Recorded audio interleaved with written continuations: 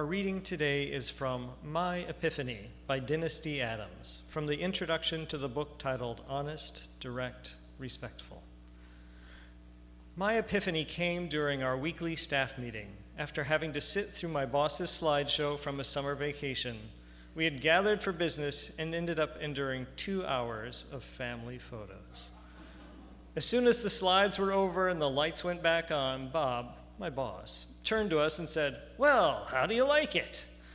"Wow," I exclaimed. "It was really nice." My friend Carl, who was sitting across from me, was a little more honest. "We could have gone there and back in the time it took you to show those slides," he said. Bob was offended and walked out of the room. Carl looked over at me and said, "You know, you're a kiss-up." "Well," I replied, "you're rude." I went back to my office and for the first time really questioned my communication style.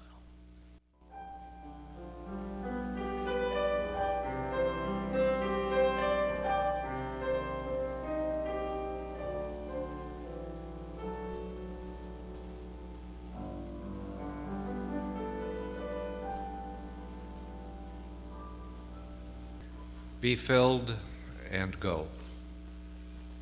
Back in Louisiana, there was a church with a minister who delivered some pretty lengthy sermons. Actually, there are probably many of them in Louisiana. But one of them had a parishioner who fell asleep during services, and this bothered the minister. It troubled him greatly. One week he called in an usher, handed him a yardstick, and told him to tap the man on the head when he fell asleep. The next Sunday, when the man's head slumped, the deacon tapped him on the head with the yardstick. The offender awoke, sat groggily for a bit, and quickly fell back to sleep. The deacon tapped him again, not as softly as the first time. Again, the man awoke, but soon slipped back to sleep. This time, the deacon hit the man so hard he knocked him right out of his chair. And after the man awoke and got his bearings and realizing he was not on the floor, amazingly, he was not very angry. He looked at the usher and said, "Could you hit me again? I can still hear him preaching."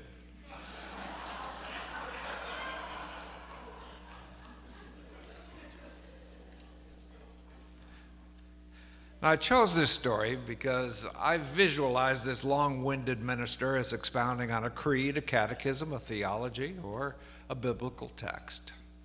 Generally not the focus of services here at North Lake. Your lessons for life are prepared as tools for life. It is my hope, and I believe it to be yours too, that you find something useful, a tool for life, in a reading, a poem, or the message. Now, one tool that yardstick-toting pastor may have needed was a better approach to communication. Knocking a parishioner on the head with a stick does not seem conducive to Sunday services. Besides, a lesson for life is more highly valued than a worn-out old approach to church doctrine, at least among Unitarian Universalists. Northlake has been working on a tool to improve its communication skills during the last few months. Margaret Rogers, your lifespan religious educator, and Pat Touton have led your board and church leaders in the study of a book by Dennis D. Adams, Honest, Direct, Respectful. Today, when our theme is sanctuary, and our focus is on how sanctuary affects us relationally, it seems appropriate to introduce this tool to you. A few minutes ago, Chris read a piece about Dennis D. Adams' Epiphany. Adams, in his introduction, follows that piece with these words: "How about you? Have you ever questioned your communication style?" Once I started paying attention to mine, I wondered, usually after I'd made a mess of things, why did I say that? Or, there I go again. I said the wrong thing at the wrong time again? Or will I ever be able to talk to that person without blowing up? I know I have had this happen. I've asked myself, why did I say that? I can usually think of the right answer on the way home. As for Adams, he added, somehow, what I said was not what I wanted or intended. At other times, I didn't say anything at all. I just walked away saying, I wished I'd said, or I should have said. Obviously, none of us are born with perfect communication skills. While having the best intentions, I found I sometimes spoke in ways that hurt people. At times, I even found myself withholding the truth as a means of trying not to hurt people. As for me, I've noted there are times when I may be heard to speak with the voice of great authority. Oh, there are times when an authoritative ministerial voice is needed, but not all the time. I feel badly when I hear myself sounding overly authoritative. It is my hope and desire to move. It is my intention to move from having good intentions toward finding a tool that will improve my ability to communicate with others on a consistent and effective basis. The tool offered by Adams is to make the tongue say what it intends to say. He writes, I just didn't get it. I didn't realize I could learn to speak the truth honestly, directly, and respectfully, saying exactly what I meant, and to live at peace with myself and those in my life, my spouse, children, neighbors, co-workers, my employer. I even learned to speak effectively with those who I wished weren't in my life. Honest, direct, respectful is a small book filled with instruction for improving communication skills. Its print size makes it easy to read. These are its last 2 pages, 100 and 101. It is not a large book. In it, Adams begins with a description of 2 natural styles that people have for dealing with difficult people or situations. People are generally either passive or reactive. The book has a test that shows the way you are likely to react in a stressful conversation. If your reaction, and react is used 2 ways there, sorry about that, but if your reaction is passive, you will hold a dialogue in your head about what happens next. And if there are 100 people who like you and one who doesn't, you will focus on the one who doesn't. If you are passive, you avoid conflict at all cost. You feel you have to ask everyone else if they think you are passive or reactive. People will accuse you of being manipulative or tell you to say what you really want to say. You decide, I can't change the outcome, so it's not worth it. And so the outcome determines how you'll handle the problem. In addition, passive people usually don't know what they want or need. Even when they do know what they want, they are often afraid to say it. Finally, passive people don't talk to people, they talk about people. Now, since 80% of people are passive, That might include some of you here, huh? You can imagine the difficulty that is created when people talk about people rather than talk to them, hold dialogues in their head about what will happen next, and refuse to say what they really want to say with the hope of avoiding conflict at all cost. Yet, there may also be some reactive people, about 20% of us in this room. These are the people who are more concerned with winning or being in the power position. When reactive people have a bad day, they want everyone to know about it. Sadly, reactive people have trouble with communicating in almost all aspects of their life. If you're reactive, you're not aware of the effect you have on others.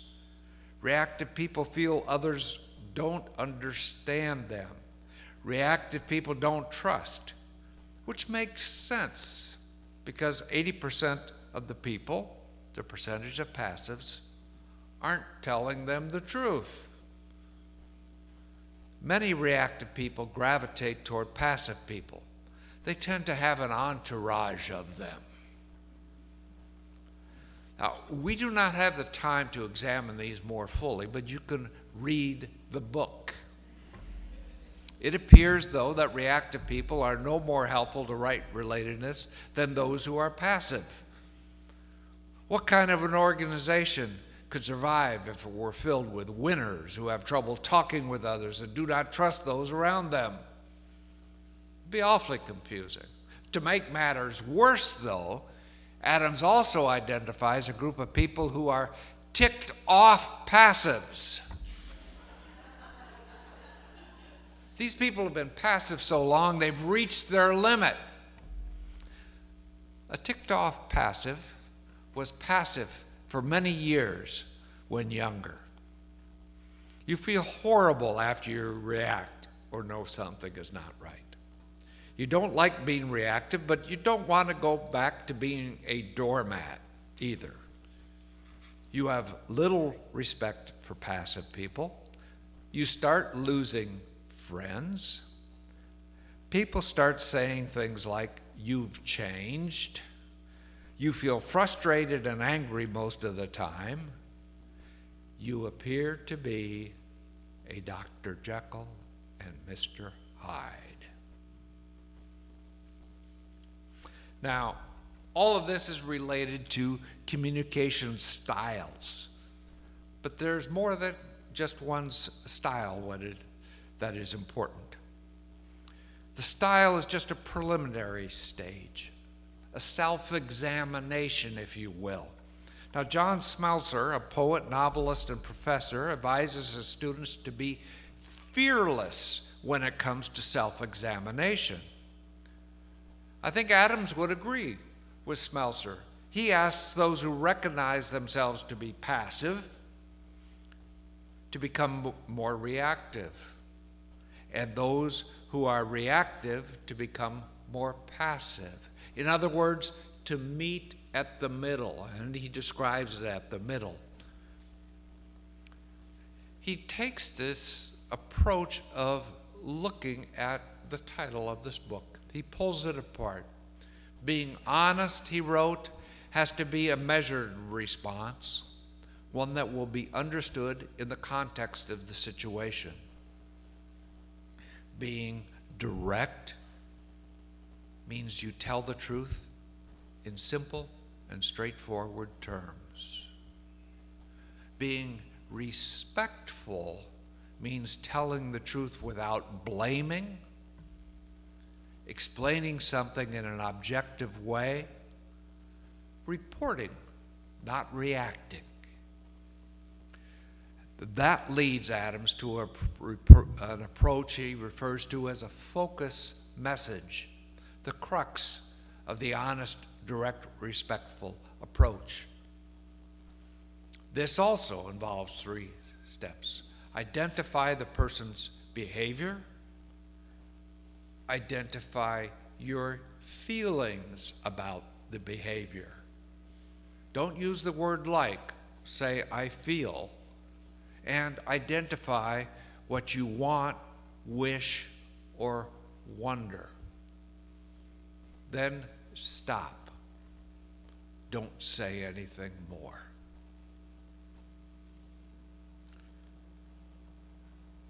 I believe this means that when somebody confronts me in a way that troubles me, I begin by saying, when you said, the next step is to identify the feeling. As an example, I felt sad, discouraged, and hurt. And we're already through 2 steps. When you said I was lazy, for example, I felt sad, discouraged, and hurt. But the 3rd step is the critical step.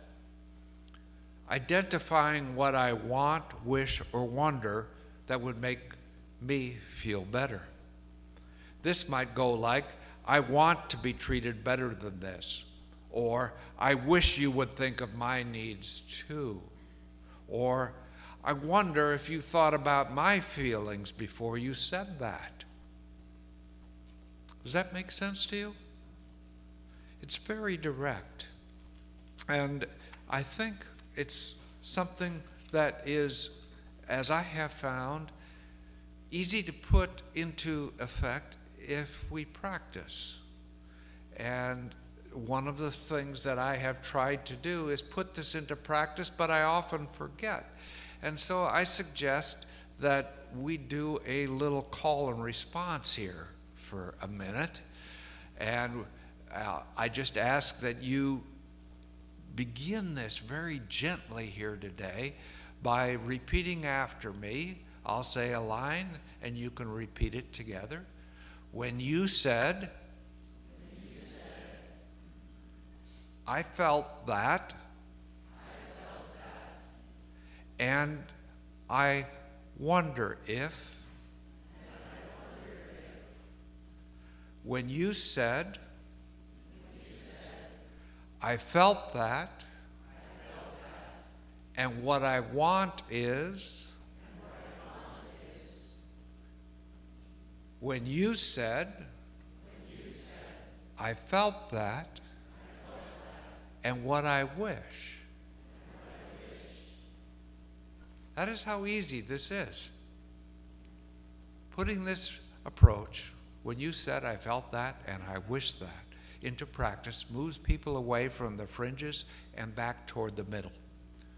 Now, Northlake has ordered several copies of Honest, Direct, Respectful. All of those copies are out now, but if those who have them can return them, we'll have copies for you.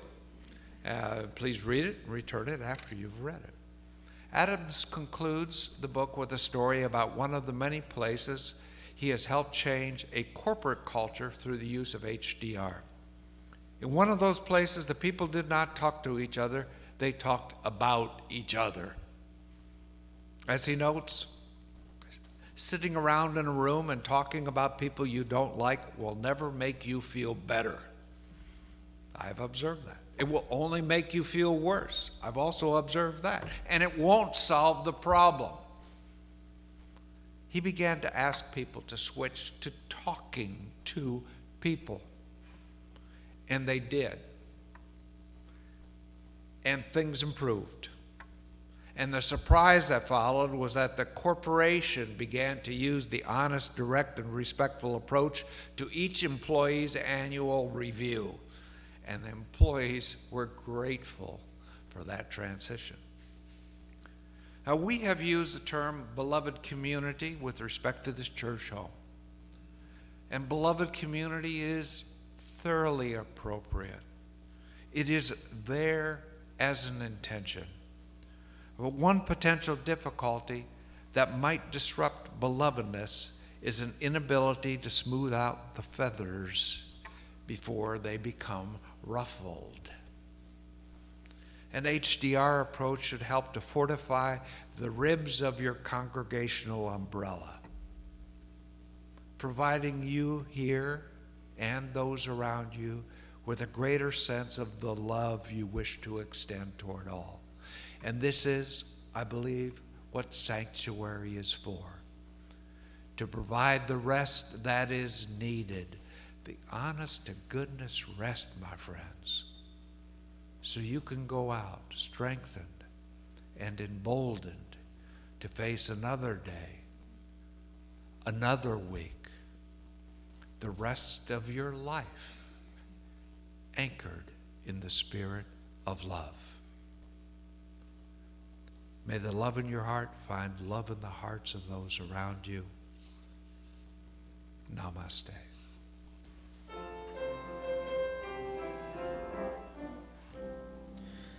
We'll build a land where we bind up the broken. We'll build a land where the captives go free, where the oil of gladness dissolves all mourning. Oh,